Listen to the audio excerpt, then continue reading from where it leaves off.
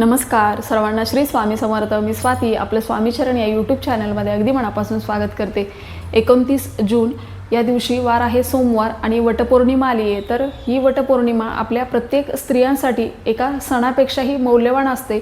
प्रत्येक स्त्री आपल्या पतीला दीर्घायुष्य मिळावं आणि आपल्याला अखंड सौभाग्य प्राप्ती व्हावी यासाठी ही पूजा करते. तर वटपौर्णिमेच्या दिवशी आपल्याला वडाच्या झाडाची पूजा करायची आहे. या पूजेसाठीचा शुभ मुहूर्त कुठला आहे, पूजा करताना कुठलं साहित्य घ्यावं, कुठले मंत्र स्तोत्र म्हणावेत, संपूर्ण पूजा कशी करावी. आता जर आपल्याला या दिवशी वडाचं झाड मिळालं नाही तर मग पूजा कशी करावी याबद्दलची संपूर्ण माहिती मी आपल्याला या व्हिडिओमध्ये सांगणार आहे. तर व्हिडिओ स्किप न करता बघा.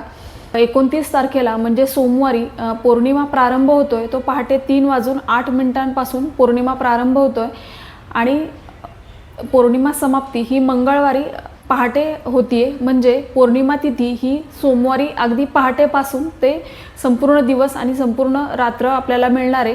त्याच्यामुळे आपल्याला या दिवशीच जे काही आपण सेवा उपाय करणार तर ते पण आपल्याला याच दिवशी करायचे आहेत. आता या दिवशी आपल्याला सकाळी लवकर उठायचं आहे. आंघोळीच्या पाण्यामध्ये थोडंसं गंगाजळ किंवा हळद किंवा गोमूत्र टाकून आपल्याला आंघोळ करायची आहे.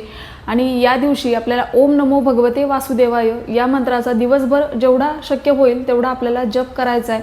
आता सकाळी लवकर उठलं की आपली देवपूजा वगैरे करायची आहे.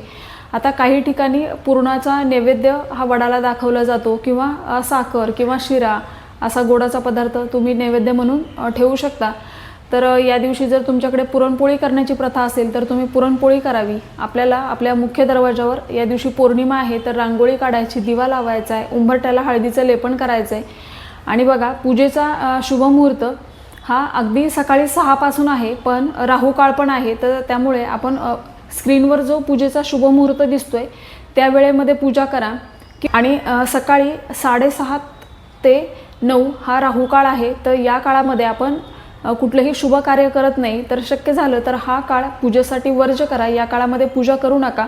त्याचा शुभ मुहूर्त आहे सकाळी 6:10 ते 7:45 या काळामध्ये आपण पूजा करू शकतो. दुसरा पूजेचा शुभ मुहूर्त आहे सकाळी 8:55 ते 10:40 आणि तिसरा पूजेचा मुहूर्त आहे 10:40 ते 12:25.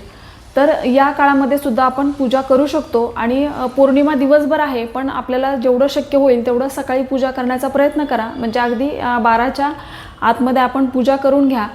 आता राहुकाळ हा आपल्याला 7:30 ते 9 हा 1.5 तासाचा राहुकाळ आहे या दिवशी. तर शक्य झालं तर हा राहुकाळ टाळा. याच्या आधी किंवा याच्यानंतर पूजा करण्याचा प्रयत्न करा.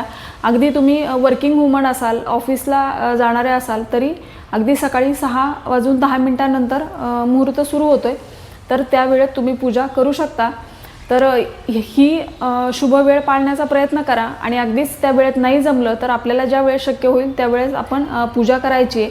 आता पूजा करताना आपल्याला काही नियमांचं पालन करायचं आहे. या दिवशी मांसाहार करायचा नाही आहे. म्हणजे या दिवशी उपवास करायचा आहे. आता उपवास काही ठिकाणी पूजा होईपर्यंत उपवास केला जातो आणि नंतर उपवास सोडला जातो पूजा झाल्यावर. तर आधी तुम्ही फलाहार घेऊ शकता. काही ठिकाणी संपूर्ण दिवस उपवास केला जातो आणि संध्याकाळी उपवास सोडला जातो. तर आपल्याकडे जी प्रथा आहे त्या पद्धतीने तुम्ही करू शकता. पण शक्यतो त्या दिवशी संपूर्ण दिवस उपवास करावा. कारण या दिवशी सावित्रीने 3 दिवसाचा उपवास केला होता. म्हणजे पूजेच्या आदल्या दिवशी, पौर्णिमेच्या दिवशी आणि दुसऱ्या दिवशी असा 3 दिवस तिने उपवास केला होता. आपण किमान पौर्णिमेचा संपूर्ण दिवस उपवास करावा आणि संध्याकाळी तुम्ही उपवास सोडू शकता. त्या दिवशी आपल्याला वडाचं झाड मिळालं नाही तर आपण वडाच्या झाडाची फांदी तोडून आणायची नाही आहे. बघा, ही चूक आपल्याला करायची नाही आहे. म्हणजे आपल्या आजूबाजूला जवळपास कुठेतरी वडाचं झाड असतंच. ते नसेल तर आपण थोडंसं शोधावं, जवळपास व्यक्तींना विचारावं. कारण आपल्या जवळपास जर नसेल तर थोडंसं दूर जाऊन आपण वडाच्या झाडाची पूजा करावी. आणि अगदीच शक्य नाही झालं, आपल्याला वडाचं झाड नाहीच उपलब्ध झालं तर आपण नर्सरीमधून छोटंसं वडाचं रोप आणू शकता आणि त्या रोपाची आपल्याला पूजा करायची असते. पण वड हे झाड, हे वृक्ष वटवृक्ष आहे. म्हणजे वडाचं झाड हे खूप मोठं होतं. त्याच्यामुळे आपण ते कुंडीमध्ये फार दिवस लावू शकत नाही. तर हे झाड जमिनीमध्ये लावावं लागतं. जर आपल्या जवळपास कुठे अशी जागा असेल तिथे आपण लावू शकतो. तर हे अतिशय पुण्याचं काम आहे. जर तुम्हाला असं वडाचं रोप लावण्याची संधी मिळाली तर तुम्ही नक्कीच जमिनीमध्ये या दिवशी वडाचं रोपटं लावू शकता. पण वडाची फांदी तोडून आणून ती कुंडीमध्ये लावली जाते आणि तिची पूजा केली जाते. तर ही चूक आपल्याला टाळायची आहे. या दिवशी आपण चुकूनही वडाच्या झाडाची फांदी तोडायची नाही आहे किंवा फांदी विकत आणायची नाही आणि त्या फांदीची पूजा करायची नाही आहे. कारण वटवृक्षाची पूजा केली जाते, म्हणजे अशा झाडाची पूजा केली जाते की ज्याला पारंब्या आहेत, अशा वडाची पूजा या दिवशी करतात. आपण शक्यतो आपल्या जवळपास एखादं वडाचं झाड असेल तर तिथे जाऊन पूजा करायची, पण चुकूनही आपण फांदी तोडून आणून त्याची पूजा करायची नाही आहे. यामुळे आपल्याला पूजेचं कुठलंही फळ मिळणार नाही, पण आपल्याला दोष लागतील. बघा, या दिवशी वडाच्या झाडाची फांदी आपल्याला तोडायची नसते.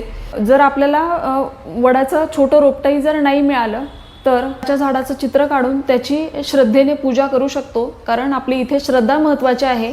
तर प्रयत्न करा, शक्यतो वडाचं झाड हे आपल्या जवळपास मिळतंच, पण नाही मिळालं तर फांदी न आणता असं वडाच्या झाडाची एक तुम्ही प्रिंट आणून त्याचीही पूजा केली तरी चालेल.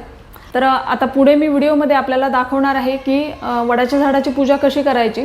पण बघा, एक काळजी आपल्याला घ्यायची आहे की आपण चुकूनही या दिवशी फांदी तोडून आणणार नाही आहोत, तर आपण वडाच्या झाडाचीच पूजा करणार आहोत. कारण वड हे झाड खूप मोठ्या प्रमाणात ऑक्सिजन देतं आणि कुठेतरी याला शास्त्रीय कारणही आहे. त्यामुळेच आपल्याला या दिवशी वडाच्या झाडाची पूजा करायची असते. तर आता इथे आपल्याला शुद्ध पाण्याने भरलेला एक कलश घ्यायचा आहे. हळदी कुंकू अक्षता घ्या. आता इथं दूध घेतलंय, नैवेद्यासाठी साखर घेतली आहे, पुरणपोळी किंवा शिऱ्याचा नैवेद्य घेऊ शकता. आता इथे ओटीमध्ये गहू आणि आंबा याला खूप महत्त्व आहे. इथं दक्षिणा घेतली आहे. आता ओटीच्या सामानामध्ये या सर्व वस्तू आपल्याला मिळतात. सावित्रीची ओटी भरण्यासाठी हे सर्व साहित्य घ्यायचं. इथं बांगड्या, छोटासा आरसा आणि ओटी आहे. ही सुतगुंडी आपल्याला घ्यायची आहे, नारळ, वस्त्रमाळ, इथे फुलं घेतलेत, इथे आंबा आहे, दिवा घेतलाय, घंटा घेतली आहे आणि इथं जोडविड्याच्या पानावर एक सुपारी घेतली आहे गणपती बाप्पा स्वरूप, आणि आपल्याला असा धूप किंवा अगरबत्ती लावून घ्यायची आहे. आता मी इथं घरी किंवा वडाच्या झाडाखाली जाऊन आपण पूजा कशी करायची ते दाखवतीये. पण शक्यतो वडाच्या झाडाची जाऊन पूजा करा. घरी छोटंसं रोपटं असतं आणि वटवृक्षाची पूजा केली जाते, ज्याला पारंब्या असतात त्याची. स्टॉप. आपल्याला बसायला स्वतःला आसन घ्यायचंय आणि दिवा लावून घ्यायचा, स्वतःला हळदी कुंकू लावून घ्यायचं. आणि आता आपल्याला गणपती बाप्पांची सुरुवातीला स्थापना करायची आहे. आता इथं जोडविड्याची पानं ठेवलेत, त्याच्यावर आपल्याला थोड्याशा अक्षता ठेवायच्या आणि आता गणपती बाप्पांच्या मूर्तीवर आपल्याला अभिषेक करून घ्यायचा आहे. ओम गण गणपते नमो नमो नमः, ओम गण गणपते नमो नमो नमः असं म्हणत आपण 11 वेळा 21 वेळा म्हणायचं. अभिषेक करून झाला की सुपारी हातात काढून घ्यायची, स्वच्छ पुसून घ्यायची, हळद कुंकू अक्षता व्हायचेत आणि मनोभावे नमस्कार करायचा, धूप दीपाने ओवाळून घ्यायचे. आता इथे तुम्ही तुमच्या देवाऱ्यातली गणपती बाप्पांची मूर्ती ठेवली तरी चालेल. आणि जेव्हा तुम्ही झाडाखाली जाऊन पूजा करणार तेव्हा आपल्याला सुपारीच घेऊन जायचे. गणपती बाप्पांची पूजा झाली की आता आपल्याला वटवृक्षाला जल अर्पण करायचंय. वटवृक्षाला सुद्धा आपल्याला हळद कुंकू लावून घ्यायचं, अक्षता व्हायचेत. बघा, या पूजेमध्ये गहू आणि आंबा याला खूप महत्त्व आहे. नंतर पुष्प अर्पण करायचं आणि आपण जी वस्त्रमाळ आणली होती ती आपल्याला अर्पण करून घ्यायची आहे. धूप दीपाने छान ओवाळून घ्यायचं. आता थोडंसं दूध सुद्धा आपल्याला अर्पण करायचंय.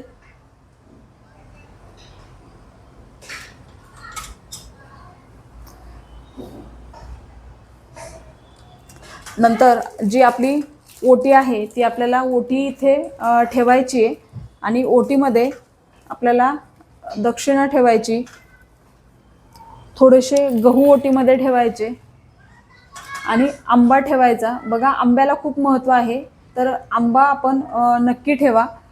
नारळ ठेवायचा आहे. आता मी थोडासा नारळ पुढे ठेवते, आपल्याला ओटीचं सामान दिसायला हवं.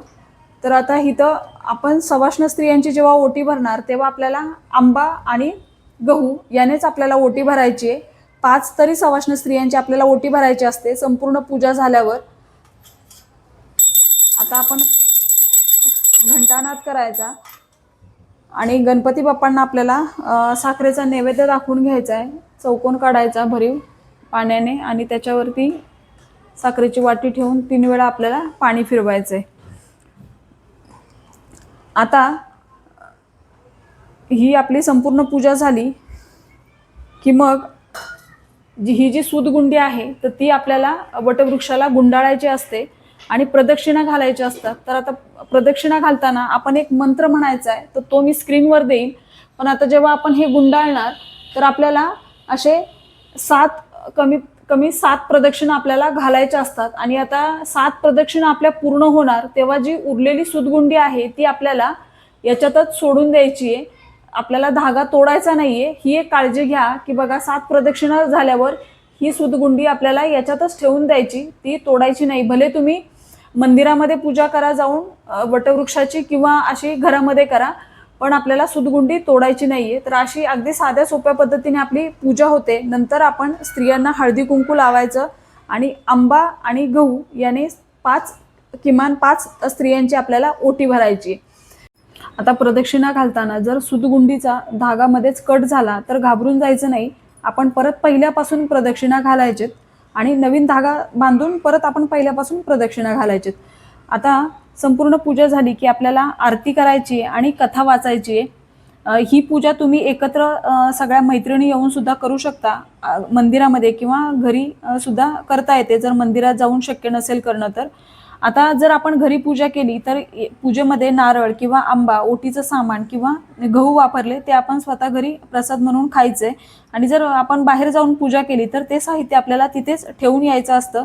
संपूर्ण पूजा झाल्यावर आपल्याला 5 सवाष्ण स्त्रियांना हळदी कुंकू लावायचं. आंबा आणि गहू हे आपल्याला त्यांच्या ओटीत घालून त्यांची ओटी भरायची असते.